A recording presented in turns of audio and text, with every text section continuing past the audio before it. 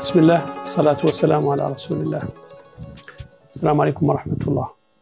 الحلقة الأخيرة الخامسة من la conduite à tenir devant une thrombopénie تعود عن la démarche diagnostique ou étiologique. Comme toute démarche diagnostique via bien entendu via des interrogatoires, via un examen clinique ou via des examens complémentaires. Comme on est dans le domaine de l'hémato, les explorations عادة يعودوا essentiellement au niveau du laboratoire, ce qui est le cas ici aussi. Dans cette démarche, on doit donc on doit répondre à quelques questions. هؤلاء questions يتعلقوا بالستياسيون اللي نقول لكم. أول واحدة منهم هي كان لا ثرومبوبيني إيزولي أو نو. ثرومبوبيني إيزولي معناها تعود هي وحدها هي اللي ناقصة alors que les autres lignées يعودوا نورمال. السؤال الآخر شنو هما لي تروبل اللي ولا زانومالي اللي قدروا يجبروا في les autres lignées. أو كاملين des situations ولا des questions. La réponse à ces questions nous oriente vers un diagnostic ولا une voie معينة. Les anomalies du frottis, ça c'est capital. Le frottis هو l'examen اللي يعد devant toute thrombopénie pour plusieurs raisons dont je vous plus tard les manifestations biologiques. Donc en frottis il va nous permettre d'orienter notre diagnostic. من بين الأمور اللي نجاوب عليها هو la présence ou non de troubles de la coagulation. On cherche particulièrement l'entité اللي نقال لها la CIVD. Il faut apprécier l'état de la coagulation pour s'assurer que le malade n'a pas une CIVD. Il faut bien entendu aussi chercher la présence ou non d'organomégalie, de splénomégalie ou d'adénopathie. Les autres anomalies de l'examen clinique, il a mieux apprécié. Les antécédents familiaux de thrombopénie, dénotent la présence d'une thrombopénie constitutionnelle. Donc, l'interrogatoire. Dans l'interrogatoire d'un patient qui présente une thrombopénie, on doit pouvoir rechercher la présence d'hémopathie. Les hémopathies, les antécédents particulièrement les antécédents susceptibles de s'accompagner ou d'être accompagnés d'une thrombopénie. Je kiffe les hémopathies qui une hémopathie مشهورة ولا connue ولا عنده une thrombopénie familiale. Sa famille, il y a des gens qui ont des thrombopénies familiales ولا عنده un hypersplénisme ولا un état de grossesse. Alors des situations qu'on peut mettre en évidence lors de l'interrogatoire. On doit aussi chercher la présence d'infections qui le paludisme, la dengue ou les virus. Les virus sont ou le VIH, le virus de l'hépatite B ou le virus de l'hépatite C.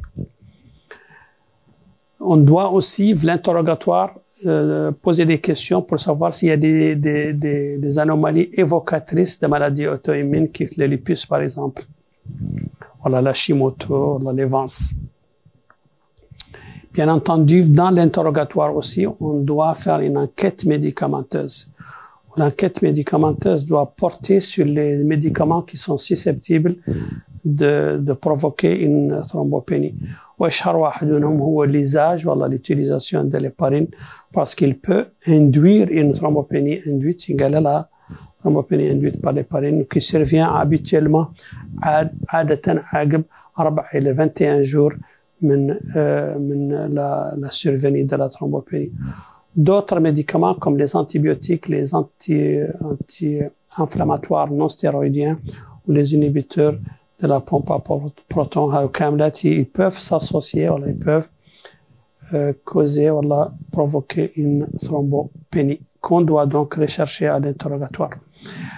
Après l'interrogatoire, l'examen clinique, physique si vous voulez, l'examen physique il est essentiel pour apprécier la gravité de la thrombopénie ou la gravité du syndrome hémorragique.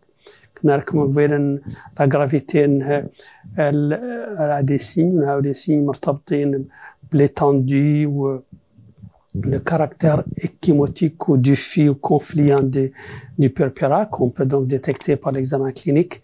Il y a la présence d'une gingivorragie, d'une hémorragie digestive, d'une hématurie, des signes neurologiques qui évoquent la présence, voilà, qui évoquent une hémorragie intracérébrale, voilà, des des épistaxis, voilà, des anomalies qui sont susceptibles de saigner. Il y a une thrombopénie qui fait les anévrismes ou les ulcères ou autres situations aggravées par la thrombopénie. Donc, les adénopathies ou les hépatomégalies, qui orientent vers les infections, les syndromes lymphoprolifératifs, voilà une auto-immunité. Pareil pour la splénomégalie, qui peut orienter vers la présence d'une hypertension portale, une séquestration splénique, voilà des hémopathies, voilà des infections chroniques. Des situations de splénomégalie importantes lors des maladies de surcharge, voilà au cours des maladies auto-immunes. Des maladies génétiques, la thrombopénie dans le cadre du syndrome de Bernard-Soulier, voilà du Scott-Aldrich. Maintenant, dans le cadre de la démarche, toujours après l'examen, l'interrogatoire ou l'examen clinique, bien sûr, il faut des explorations biologiques de la thrombopénie. Ou qui comme l'hématoga, d'une façon générale, elle est basée sur la biologie ou le laboratoire. La thrombopénie, donc une thrombopénie doit être explorée biologiquement, وخاصة trois modalités biologiques مهمات هما la réalisation d'un hémogramme, le fait de chiffrer voilà حد يعد les réticulocytes ou la réalisation d'un frottis. Donc un hémogramme, le décompte des réticulocytes ou la réalisation d'un frottis, ce sont des examens essentiels pour le diagnostic d'une thrombopénie. Donc l'hémogramme est un examen indispensable à la démarche diagnostique. وهذا الهيموغرام يقد par exemple ينعتلنا إذا عات la thrombopénie isolée ou non. Si elle est isolée, ça peut vouloir dire la cause de la thrombopénie, par exemple, un préparat thrombotique immunologique, ou la PTI gouloulou, sauf si le malade a saigné à cause de la thrombopénie et donc a atteint une thrombopénie أصلا كانت isolée, قد associée مع une anémie بها le saignement. Donc, une thrombopénie est isolée, sauf anémie par saignement dans le cadre de la PTI. C'est une des situations que nous voyons dans l'hémogramme. Mais si la thrombopénie n'est pas isolée, maintenant les autres lignées sont atteintes. Ou les autres lignées sont touchées dans le cadre des hémopathies malignes. L'hémopathie maligne, par exemple, la présence d'une de blastes ou la présence de neutrophils anormaux, voilà, de lymphocytes. Les anémies mégaloblastiques, les carences en vitamine B12 ou B9, de chevaux, leur aspect vlefroti, puis par exemple une macrocytose, ou par exemple vlefroti, une hypersegmentation des polynucléaires neutrophiles. Les syndromes myélodysplasiques qui donnent les signes de dysplasie au niveau des trois lignées. Les plaquettes ou les mégacaryocytes.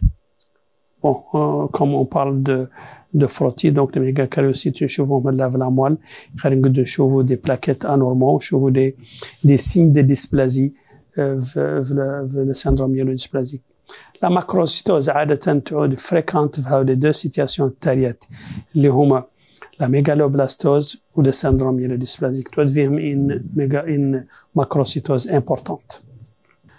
Toujours dans le cadre de l'exploration biologique, l'hémogramme, après dans l'hémogramme, une évaluation des lignées Kamlet. Par exemple, la coexistence d'une anémie ou d'une hyperréticulocytose. Les deux situations, une anémie ou une hyperréticulocytose, ça doit vous faire penser à des maths, les microangiopathies thrombotiques. Pourquoi?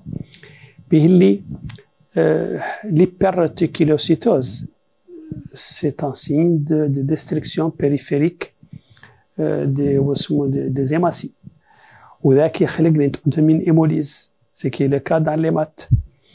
خلينا تعود معاهم هما اللي ان انيمي وتعود خلاط معاهم ان ثرومبوبيني معناها انكم vous avez une destruction périphérique et des plaquettes ومعاها en même temps une destruction des hématies. هذاك le tableau donc la coexistence d'une anémie ou d'une hyperréticulocytose doit faire penser à une microangiopathie thrombotique ou surtout il faut chercher vers les cas, vers la situation, il faut chercher ce qu'on appelle la présence des schizocytes. Les schizocytes ou les fragments des hématies, les fragmentés bien la force de cisaillement des thrombus intravasculaires. Et donc, si vous avez des schizocytes, si vous avez une anémie et une thrombopénie ou une hémolyse, vous êtes très probablement devant une micro-angiopathie thrombotique.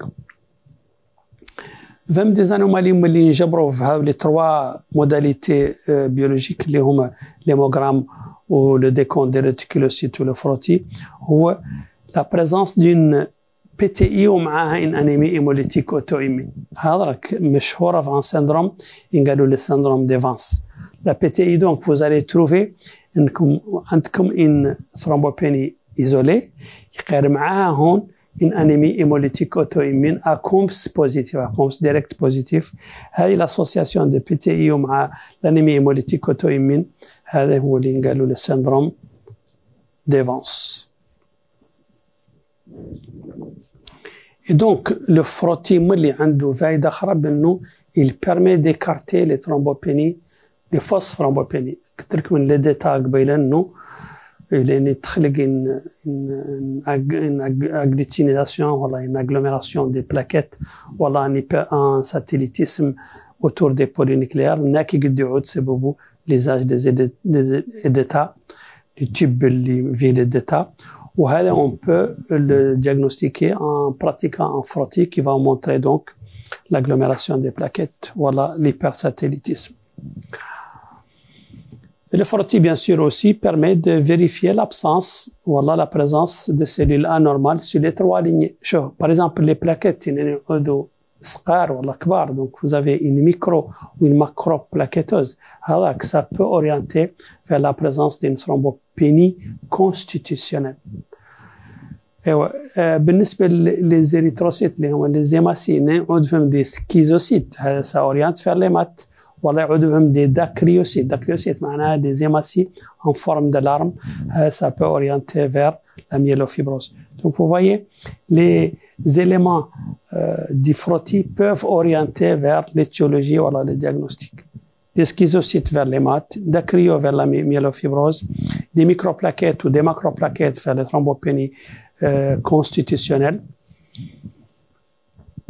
Les blastes aussi, quand on a des blastes, ça oriente vers des leucémies aiguës ou des lymphocytes anormaux comme dans la mononucléose infectieuse ou les lymphomes.